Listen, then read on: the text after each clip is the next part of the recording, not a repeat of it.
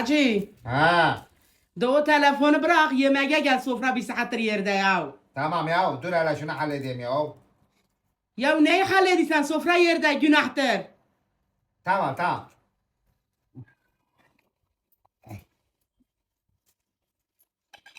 Bu ne?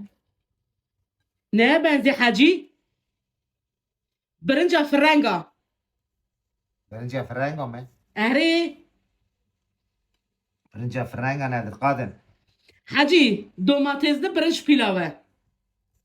Allah Allah o kadarını biliyorum. Ben bulgur pilavını duymuştum. 20 frenga duymuştum. Birinci nereden çıkardı kadın ya? Allah Allah. Hacı çok hoş oluyor, bak yanında acı biber. Kuru soğan, ayran. Akıl da veri maşallah. Akıl da veri maşallah. Ya o yemektir işte. Vallahi akıl da veri. Tamam konuşma kadın.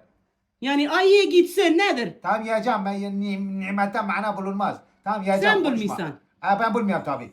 Kim demiş buraya? Birinci frenga. Kim demiş buraya? Em bizarım bir tane kavurma bıkıra. Kavurma birinci bıkıra mı? Konuşma kadın. Tamam tamam konuşma uzatma. Vallahi. Ne biçim ayran yapmışlar ya. Bak mana bulmuyor. Ben bulmuyorum kadın konuşma. Mana bulmam.